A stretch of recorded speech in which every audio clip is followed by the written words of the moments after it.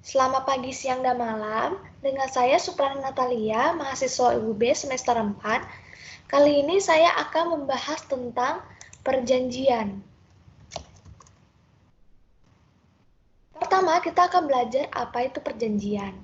Nah, pada pasal 1313 KUH Perdata menyatakan perjanjian adalah perbuatan dengan mana satu orang atau lebih mengikatkan dirinya terhadap satu orang lain atau lebih yang memiliki akibat hukum atas hak dan kewajiban bagi para pembuatnya. Nah, perjanjian ini meliputi kegiatan atau prestasi, menyerahkan sesuatu, contohnya menyerahkan pembayaran, melakukan sesuatu, contohnya melakukan pekerjaan, ataupun tidak melakukan sesuatu.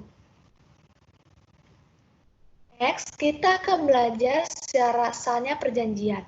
Menurut pasal 1320 KUH Perdata, ada 4 syarat yang harus dipenuhi supaya perjanjian dianggap sah.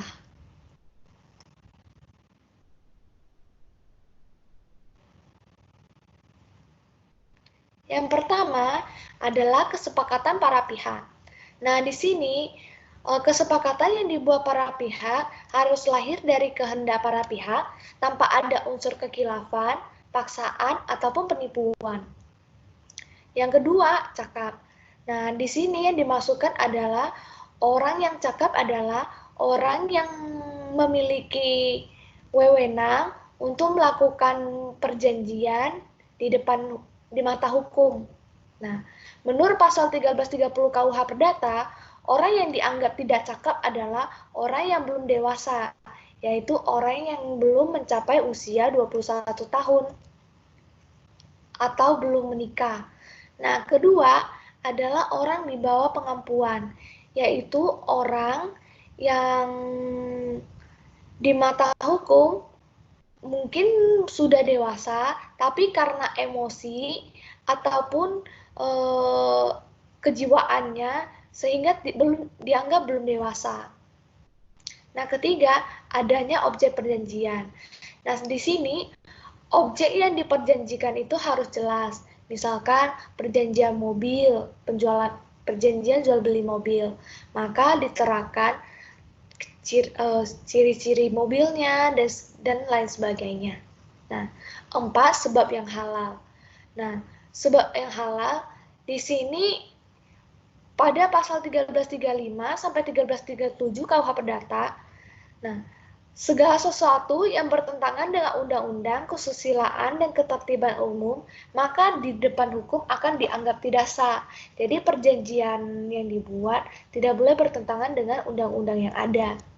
Nah, contohnya seperti perjanjian untuk melakukan pembunuhan, ya.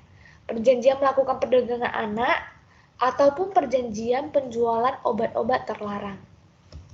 Nah, selanjutnya poin pertama dan kedua ini kita sebut secara subjektif. Nah, secara subjektif ini bila mana para pihak tidak memenuhi syarat ini, maka konsekuensinya adalah perjanjian dapat dibatalkan atau voidable. Artinya, salah satu pihak yang merasa dirugikan dapat mengajukan permohonan pembatalan perjanjian.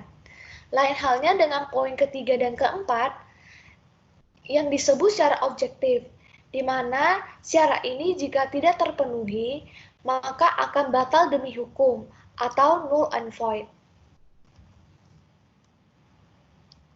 Kelas, kita akan belajar tentang struktur perjanjian.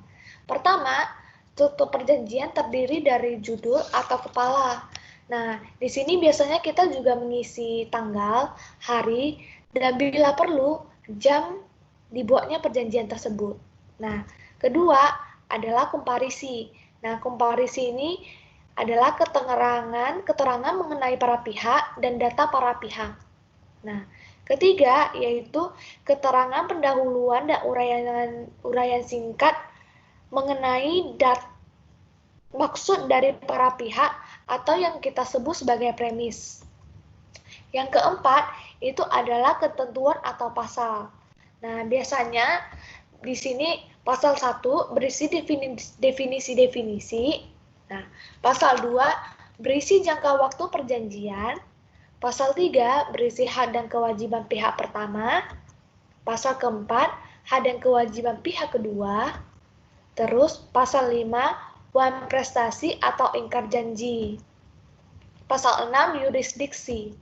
Dan terakhir adalah penutup. Sekian atas pembahasan saya. Terima kasih.